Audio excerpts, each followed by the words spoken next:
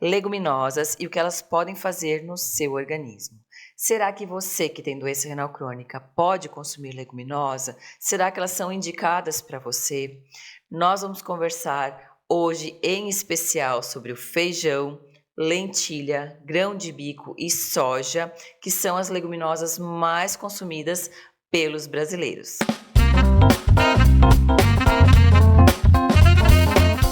Eu sou Tatiana Krieger, nutricionista em nefrologia. Seja bem-vindo de volta ao meu canal. As leguminosas são grãos pertencentes à família das plantas com fruto em forma de vagem. Nós podemos classificar as leguminosas em 3 grupos. Grupo 1, leguminosas grãos ou os legumes secos. São colhidas após a secagem dos grãos, são ricas em amido e estão neste grupo feijão, lentilha, grão de bico e ervilha seca. Leguminosas oleaginosas, que são ricas em gorduras, ricas em óleo, como a soja e o amendoim.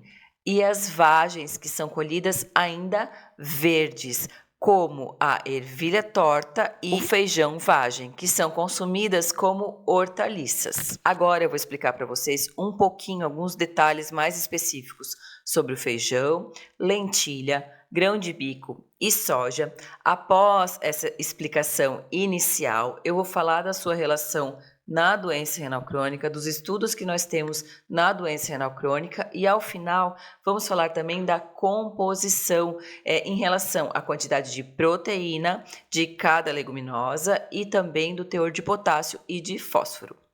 O feijão é um dos alimentos mais consumidos pelo brasileiro. Só perde para o arroz e para o café. Entre os principais tipos de feijão, nós temos o preto, o mulatinho, feijão carioca, feijão jalo, feijão branco e feijão manteiga. As proteínas presentes no feijão são especialmente ricas em lisina e contém baixos níveis de cisteína e de metionina. Por isso, o feijão é um complemento excelente para os cereais, como o arroz, que tem carência de lisina, mas são ricos nos outros aminoácidos que o feijão tem em carência. Então, os dois juntos se completam.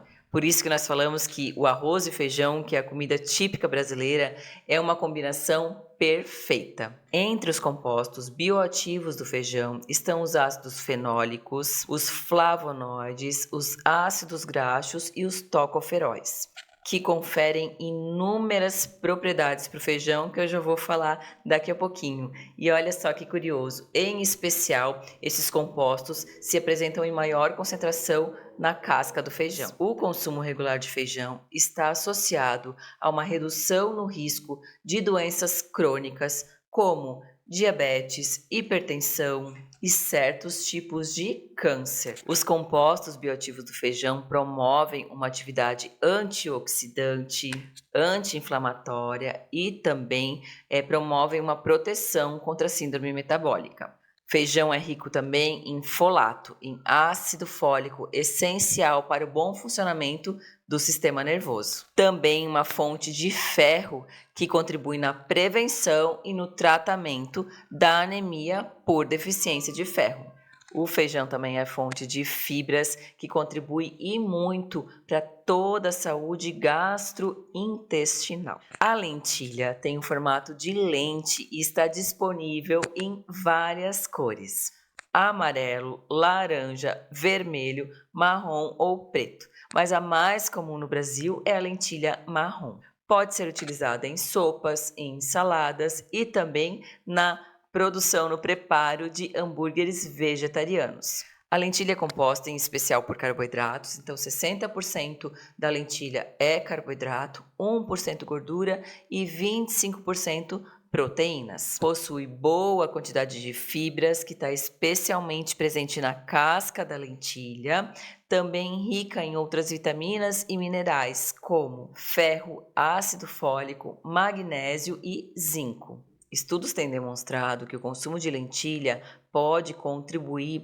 na redução da incidência de diversas doenças crônicas, contribuindo no controle de peso, no controle do diabetes do tipo 2, na prevenção do câncer, doenças cardiovasculares, distúrbios degenerativos e envelhecimento. Seus benefícios ocorrem em função dos seus compostos bioativos que promovem aí uma ação anti-inflamatória e antioxidante. Agora vamos falar um pouquinho sobre o grão de bico. O grão de bico contém uma quantidade média de proteínas de entre 23% a 29%, com uma composição balanceada de aminoácidos, isoleucina, leucina, lisina, metionina, triptofano e valina. Também contém vitaminas como A, B e riboflavina, minerais como o ferro, cálcio e fósforo. Os compostos bioativos presentes no grão de bico têm propriedades anti-inflamatórias. Os ácidos graxos insaturados são benéficos no controle do colesterol. As fibras alimentares e a presença do amido resistente também contribuem no controle da glicemia em pessoas com diabetes do tipo 2. E os carotenoides e isoflavonas presentes no grão de bico também têm propriedade antioxidante. O grão de bico está entre os alimentos com menor índice glicêmico, então ele contribui muito realmente com o controle da glicemia. Estudos também demonstram efeitos benéficos do grão de bico no controle de peso e também no manejo do sobrepeso e da obesidade, então no emagrecimento e na redução daquela glicose pós-prandial, a glicose após a refeição em pessoas com diabetes ou com síndrome metabólica. Além disso, seus compostos bioativos também têm propriedades antihipertensivas, então podem contribuir também para a melhora da pressão arterial. Agora vamos falar da soja. A soja é uma leguminosa que é produzida aqui no Brasil em larga escala. As sementes de soja podem ter a forma arredondada, achatada ou mais alongada. Consideramos a soja fonte de proteína, ácidos graxos monoinsaturados como o ácido oleico, ácidos graxos poliinsaturados como ômega 3 e ômega 6 e carboidratos complexos. Em relação ao percentual de macronutrientes, a soja tem 40% de proteína, então até comparado com as outras leguminosas, tem um teor maior de proteína, 35% de carboidratos e 20% de lipídios, então também tem um pouquinho mais de gordura. O teor de proteína das outras leguminosas varia por volta de 25%.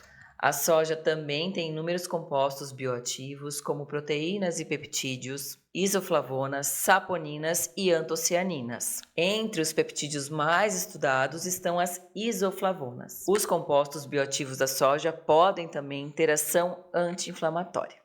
Agora vamos falar um pouquinho dos estudos das leguminosas nas doenças renais. Entre as leguminosas mais estudadas em ensaios clínicos está a soja. Então, a soja é a leguminosa que tem mais estudo, na verdade, não só na doença renal crônica, em outras doenças também, comparado com feijão, com lentilha e com grão de bico. E esse maior número de estudos se dá em especial pela presença das isoflavonas, de proteínas de alta qualidade na soja e do seu perfil de aminoácidos único, que pode auxiliar nas complicações frequentes em pessoas com doença renal crônica. Entre os benefícios da soja para a saúde, podemos aí mencionar a redução no risco de doenças cardiovasculares, redução no risco de diabetes do tipo 2 e também no controle do diabetes do tipo 2, obesidade e osteoporose. Em uma meta-análise que avaliou 9 ensaios clínicos em pacientes em tratamento conservador, o consumo de soja foi associado a efeitos benéficos nos valores de creatinina, de fósforo e de triglicerídeos em comparação àquelas pessoas que tinham maior consumo de proteínas animais. Os estudos também demonstram inúmeros benefícios no perfil lipídico. Um estudo realizado em pacientes em diálise peritoneal mostrou um grande benefício na melhora do colesterol dos pacientes, em especial o aumento do HDL, que é o colesterol bom. Ainda precisamos de mais estudos, mas devido à presença das isoflavonas, a soja pode ter efeito renoprotetor, então de proteção renal. Estudos das outras leguminosas específicos para a doença renal crônica ainda são escassos. Então, é mais difícil nós falarmos das outras leguminosas na doença renal realmente por falta de estudo. Mas, de qualquer forma, o consumo das outras leguminosas, como o feijão, como a lentilha, como o grão de bico, deve ser realmente estimulado para pessoas com doença renal crônica. Mesmo sendo fonte de fósforo e de potássio, são alimentos que trazem inúmeros benefícios e podem ser sim incluídos na alimentação de pessoas que têm doença renal crônica, em qualquer estágio da doença e em qualquer tratamento. Não há um consenso sobre a quantidade a ser consumida de leguminosa ao dia, mas o Guia Alimentar da População Brasileira indica o consumo de uma porção ao dia. As leguminosas, como eu já falei aí ao longo desse vídeo, todas as leguminosas contêm proteína. Daqui a pouquinho eu já vou falar sobre a quantidade de cada um. Em função desse teor de proteína das leguminosas, pessoas que estão em tratamento conservador devem incluir as leguminosas no seu dia a dia, mas controlar as quantidades para não exceder no teor de proteína do dia. E uma sugestão para quem está em tratamento conservador em controle proteico, mas com níveis de potássio adequados, é consumir metade grão, metade caldo ao colocar o feijão, por exemplo, no seu prato, pois no caldo vai ter um teor muito menor de proteína comparado com o teor de proteína do grão. Agora vamos falar um pouquinho sobre as quantidades. Então, eu vou falar a quantidade para vocês de proteína, de fósforo, de potássio, das leguminosas que eu citei ao longo desse vídeo, todas em 100 gramas. Então, vamos avaliar 100 gramas de cada leguminosa. Então, vou começar com o feijão. No feijão, aqui está considerado 50% grão e 50% caldo. Então, em 100 gramas de feijão, considerando metade grão e metade caldo, nós temos por volta de 73 calorias, 4 gramas de proteína, 8 gramas de fibra, 86 miligramas de fósforo, é baixo em fósforo, e 250 miligramas de potássio. Poderíamos comparar com uma fruta média em potássio, mas nós devemos lembrar que, em relação ao fósforo, vamos lembrar que o fósforo de origem vegetal é menos absorvido pelo nosso organismo, então é um tipo de fósforo que você vai absorver por volta de 30%. Então, não é uma quantidade alta de fósforo e você ainda vai absorver pouco. E em relação ao potássio, nós podemos fazer aquela nossa técnica de preparo do pré-cozimento do feijão para remover aí por volta de 50% desse potássio do feijão. Então, você pode fazer o pré-cozimento, até vou deixar um videozinho meu aqui. Caso você não conheça essa técnica, você pode utilizar a técnica do cozimento em qualquer alimento que tenha potássio, mas neste vídeo aqui eu explico sobre o cozimento do feijão. Então, em 100 gramas de lentilha, temos 100 calorias, por volta de 7 gramas de carboidrato, então comparando com o feijão, a lentilha tem um pouquinho mais. 6 gramas de fibra, 110 miligramas de fósforo e 260 miligramas de potássio. Lembrando que a lentilha, o grão de bico e a soja está sendo considerada só o grão e não o caldo, como foi considerado no feijão. O grão de bico contém por volta de 115 calorias, 7 gramas de proteína, bem parecido com o teor de proteína da lentilha, 7 gramas de fibra, 123 miligramas de fósforo e 270 miligramas de potássio. Então, na avaliação das 3 leguminosas, feijão, lentilha e grão de bico, o grão de bico é o que tem o maior teor de potássio. É pouquinha coisa acima, mas tem um pouquinho mais. Agora vamos falar então da soja. A soja tem um pouquinho mais de calorias comparado com as outras leguminosas, 170 calorias, também tem um teor proteico bem maior, por volta de 16 gramas em 100 gramas, então é praticamente o dobro da quantidade de proteína das outras leguminosas, 8 gramas de fibra, 160 miligramas de fósforo, então também tem um pouquinho mais de fósforo, e 490 miligramas de potássio. Então, a soja é a campeã em relação ao potássio. Assim como tem o dobro de proteína, também tem o dobro de potássio. Importante levar em consideração aqui que eu estou falando do grão de soja e não estou falando da proteína texturizada de soja, que vai ter realmente o teor proteico muito maior e que até se assemelha em gramatura à quantidade de proteína das carnes. Então, para finalizar esse vídeo, vocês puderam observar que as leguminosas podem trazer inúmeros benefícios para a nossa saúde, podem e devem ser consumidas por pessoas com doença renal crônica em qualquer estágio, em qualquer tratamento. Obviamente, cuidando com as quantidades, de acordo com cada situação, então vai depender do resultado dos seus exames, em que estágio da doença você está, em que tratamento, né, qual é o tratamento que você faz, então cada um tem o seu cuidado. Mas as leguminosas trazem realmente inúmeros benefícios e devem ser consumidas diariamente por você que tem doença renal crônica.